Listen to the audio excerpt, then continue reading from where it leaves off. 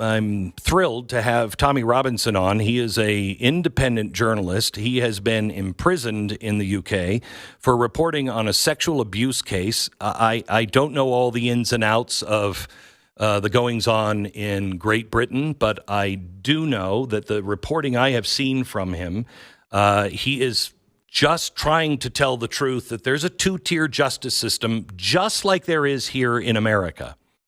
And it is really bad in Great Britain, and the media is part of it and the higher ups. Now they have a new prime minister. I want to play what he said yesterday about this, what could, some people are saying, a coming civil war in England. Be in no doubt, those that have participated in this violence will face the full force of the law. The police will be making arrests. Individuals will be held on remand, charges will follow, and convictions will follow. I guarantee you will regret taking part in this disorder, whether directly or those whipping up this action online and then running away themselves. So what does he mean by that? Well, Tommy Robinson is a journalist. He has said that he's just on vacation with his family over in Cyprus. But the Prime Minister was talking about him with that threat. He joins me now from Cyprus. Hello, Tommy. Hello, Glenn. How did you feel when the president, the Prime Minister said that about you yesterday? In all honesty, terrified. Terrified because I know their opinion on freedom of speech. I know the tyrannical mindset of them, and I know that when he says whipping up, what he means is reporting the reality and the truth to the public. So it's like when they create this word of hate, they keep going on about hate. What does hate even mean? Like, is their opinion or their opinion is of hate? I've never been arrested or tried or questioned. We have stringent laws on inciting hatred or racial hatred or religious hatred. I've never been arrested on any of them. They're not talking about people breaking laws. They're talking about people giving opinions, people giving facts. Facts have become hate to governments who don't want the truth to go to the public. So obviously I speak very openly and honestly, and I make documentary after documentary, which exposes the problems that come from open border mass immigration. And they are problems that the government wish to hide because they're due to their policy failures. So rather than deal with the problems, they deal with the people talking about the problems. And that's been my life story for the last 15 years. As you said, I've been in prison multiple times. So I currently, Glenn, and this will be amazing for an American audience, I currently face 2 years in prison because I made a documentary. There's nothing that's not true in the documentary. It's all covert recordings. But to prevent the public seeing the film, they took me through the courts and they gave me an injunction preventing me from ever airing the evidence. And on last Saturday, I held a rally. All my rallies are peaceful, okay? I held a rally of 100,000 people. That's the largest gathering of British patriots London has ever seen. And at that rally, I played the film. I let everyone see the truth. And that film is currently my pinned tweet on my Twitter, on my X account, at T Robinson New Era. And in a week, it's been viewed by 34 million people. And this film is this is what this is about. This is why the hate and the government and the media are totally attacking me right now.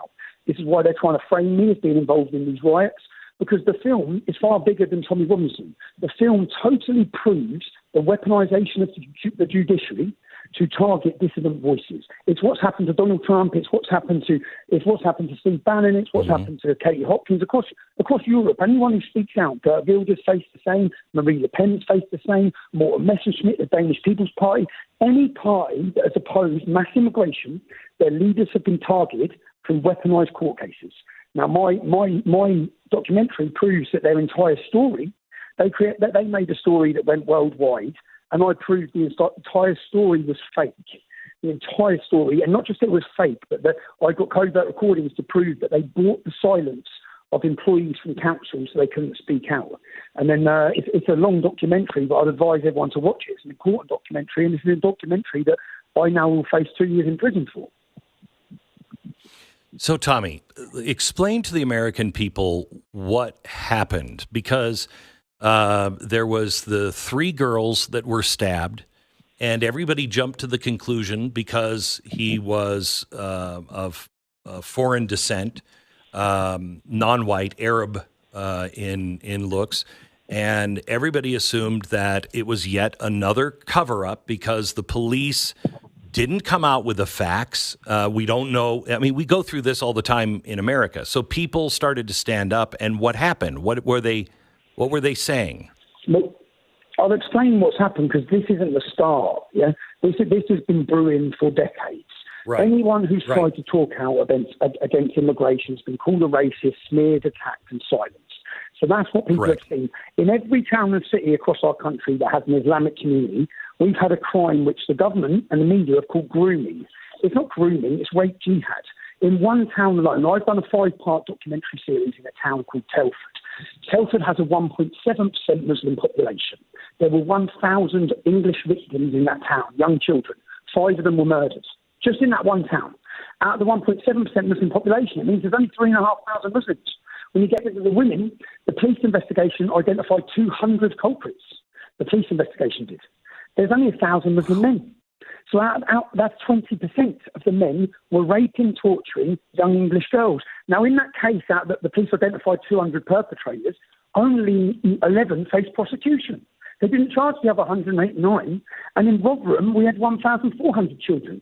So across our entire country, from one end to the other, young English girls have been sacrificed.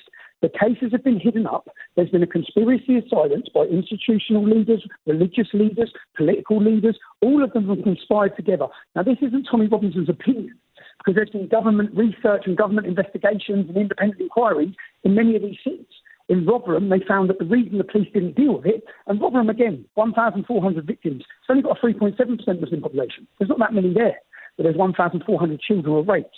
And the police reports now say the reason why the police didn't deal with it was because all the perpetrators were Muslim and all the victims were young white English girls, and they didn't want to be accused of racism.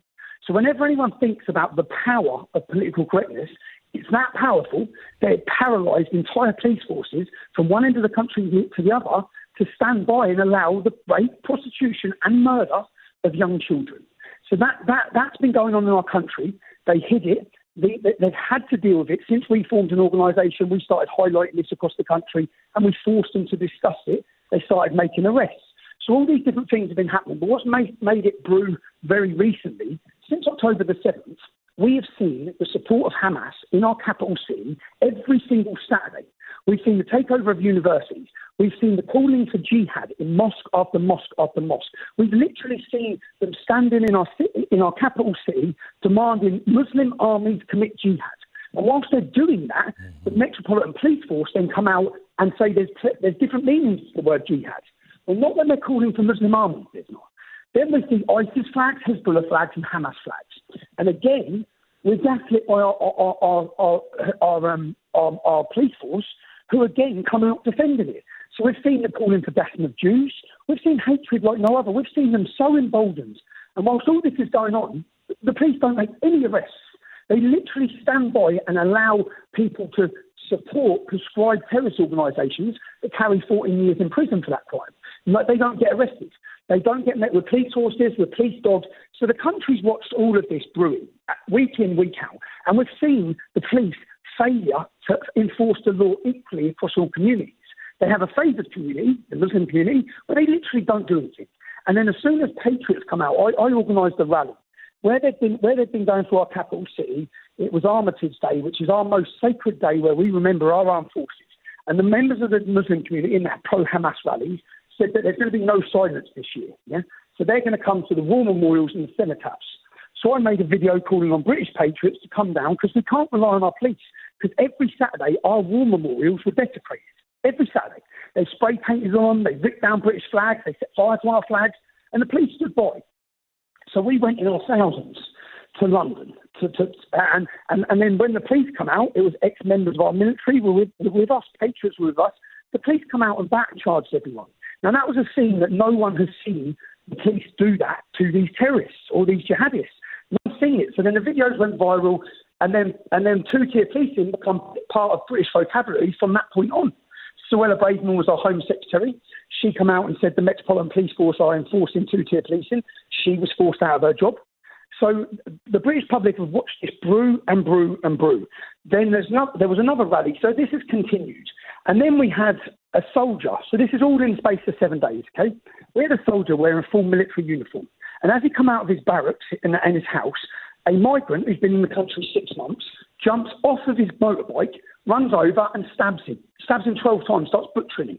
And as he's butchering him, the soldier's wife comes out of the house, screaming. Now, Glenn, you probably haven't heard about this because it didn't really make the media, which is insane. Yeah? I have not heard this. It didn't really make the media. No, it didn't really make the media. So at the time that this is going on, we all know it's going on, and this is why the government don't like me, because I make a big deal out of that and I report it, saying they're not telling you what's happened. So the soldier's been attacked. Now, this person who they claim suffered from mental health problems, he'd been in the country 6 months. He didn't stab anyone else. He just went for the soldier in military uniform. So he attacked the soldier. And we've had this before. We've had a soldier beheaded on the streets of London. So then they said he was suffering from mental health. Yeah, Lee Rigby. So they said he was suffering from mental health. Now, the reason why we don't buy that, and I don't buy that, and we don't trust them, and I'll give you one example. I can give you 20 examples. In 2016, a Muslim went into his mosque and said that he wants to kill non-Muslims. Now, rather than ring the police or security services, they prayed for him. And then he left the mosque and he went into Russell Square in London. And anyone listening to this, Google Russell Square attack. Yeah? He goes into Russell Square in London and he starts stabbing non-Muslims. So he leaves the Muslim area. He doesn't have a mental health episode in a Muslim area. He leaves and goes into a tourist area and he starts stabbing. And there was an American citizen who lost his life. He was murdered that day. Yeah? And in between stabbing everyone, he was screaming, Allah Akbar. Now, again, the media and the government told us it was mental health. We had an 88-year-old woman beheaded in her garden in London whilst the man was screaming, Allah Akbar. And again, we were told it was mental health. You're not calling for the rioting and burning of buildings and bricks through windows, correct? Glenn, I've just put a video together. The insanity of this is the media, the politicians and the police are currently building a narrative and they're pumping it everywhere that I've instigated these calls for violence. So what I've done is I've gone through, and if you look, it's my latest tweet on my Twitter. I made a video and I've cut together all the things I've said. Do not be violent. You're a moron if you're burning things. Put the bricks down. You're ruining everything. I have appealed for calm, peace and love from the start of this. So, but the truth doesn't matter. Do you know why the truth don't matter? Because my name is banned from Facebook, my name's banned from Instagram, I'm banned from TikTok. So they can tell the public whatever they want, and they're currently telling them that I am the instigator of all this violence. So when you're looking at the riots, right now on British TV, on every chat show, everywhere, they're saying it's Tommy Robinson. Whereas the truth, if you watch my video, is the total opposite. And the reason they've done this, and I think they've allowed a lot of this to happen, is because they want Elon Musk's platform. They now want to use powers to come in and seize freedom of speech. Because if we have freedom of speech, the video I've just made, you can see they're all lying. Totally and absolutely lying. There's not one single bit of evidence that says I've instigated or encouraged anything. Glenn, Britain is brewing on the verge of a cultural revolution, a peaceful one. We had 30,000 people on the 1st of June. On the 27th of July, we had 100,000 people. We had music. We had celebration of our identity. The reason why we celebrate our identity is because they're taking it from us. They're taking it. People are terrified. And you know the towns that are rioting where the trouble is? I'll give you an example. One of the towns is rioting is Hull, and they're attacking the migrant hotels. Well, a migrant who's put up and paid for by the British public left the hotel and he murdered a pensioner. And whilst he stabbed the pensioner to death, he shouted, "This is for Palestine." That's one of the hotels. Another hotel now, where 2 days ago it was ransacked by the British public, is in Tamworth. Because Mohammed, who was staying in the hotel, 23 years old, claiming asylum, went and raped an English woman in the town. Another hotel that you've seen is Rotherham, where it's been attacked by 500 men. Well, that hotel, 12-year-old girls were sexually abused by the media. So they don't want to talk about why these people are angry. And it's far easier. Where I got to was, I got to the point of the whole situation where they basically, like George Floyd's killing, they literally was hanging the police officer out. He would have lost his job, probably end up in jail. But then the video's been released. And when the video's been released, the British public are asking, why are these men not in prison? Why are they not getting prosecuted? Why have they not been charged? They violently attacked 3 police officers. And because of the threats from the Islamic community, they don't enforce the law. So that happens. Then we have the murder. And you have to understand what's happened in this dance class. I've got 2 daughters. These children were 7, 8 and 9 years old, and they were at a Taylor Swift dance class. Lots of little girls, 15, 20 young little girls, beautiful girls, innocent girls, dancing. And then a man went in there and he grabbed the first one, stabbed her in the face, and then he butchered 11 or 12 of them. He murdered 3 of them. Now, in this local community, as this has happened, in this local community, for example, I spoke to one of the girl's uncles who he stabbed in the face. So he took half her face off. He also took her bicep off. She's 7 years old. Right? So that one man that's his niece, that's happened to. On the other side of his family, his goddaughter, from the other side of the family, one of their goddaughters, she was murdered, stabbed 7 times. So imagine the emotion and the tension in this small, close-knit, really working-class community, as with all the things that have been going on. So as that happens, that's all gone on. As that's happened, that night, people have come out from not from around the country. Local men from that community have gathered in the streets. And if you listen to what they're screaming, save our children. Save our children. Okay? The government are not saving our children. They're actually sacrificing them in every single town and city. And they're sacrificing them at the altar of multiculturalism. They're telling us that diversity is our strength, whilst our women and children are being butchered and murdered in towns and cities across the country. People are upset. People are angry. They don't want to say. They wanted. Then that evening, when the local men rioted against the police, there's a lot of tension against the police. And what the police come out, they didn't say who done it, but within an hour of that attack, they come out and said it's not terrorism. Now, how can they possibly know that? How could they possibly know it's not terrorism within an hour? How? So people don't trust. So Tommy, we are in the same position in different ways. America does not trust the FBI. They don't trust the Secret Service anymore. I mean, I've seen incredible changes happening in America, and we're in the same position. But what is the solution? You are saying don't riot, don't do that, but you are up against a global cabal, because this is happening in every Western country. So what do you suggest the solution is if it's not violence? I suggest, and the reason they're coming down on a ton of bricks like me, is what we laid the foundations for on June the 1st. And if you look at our videos on July 27th, we had 100,000 people and 1 million people were watching live on X. Now, we were looking at a British cultural movement. Britain doesn't need a cultural movement. The entire West needs a cultural movement. We need a cultural movement because our cultures are disappearing. Our countries are changing beyond belief, and they're silencing anyone who talks about it. So I think that I went to the Republic of Ireland, Glenn, in March last year because demonstrations were brewing, because migrants in the hotels and young girls have been murdered, teachers have been raped. The men being imported into the country are raping and murdering the women. So I went and made a documentary. It's a fabulous documentary. It's called Plantation 2, Rise of the Celts. And I wore undercover cameras and I spoke to Irish women in the streets to understand how they feel. And all of them said, we can't walk down the street, we're scared, my husband has to walk me to work, I know my friend got attacked, she got sexually. So they're all telling me these stories. Then on covert recordings, then I tell them, I'm a journalist. Do you mind if I just get a camera out? And then they say, no, I can't see that on camera. And this is how they've got us. They've got everyone too scared to even speak. They don't need laws to take away your freedom of speech because the public now self-censor. And they self-censor because of cancel culture and because of fear of losing their jobs. So what do we need? We need a peaceful revolution. We need it, which is what we've done in London. We stood, and I said it's David versus Goliath. It's David versus Goliath, but there's more of us than there are of them. And when they start realising that, and on the 27th of July, they realised you have awoken a lion in this country.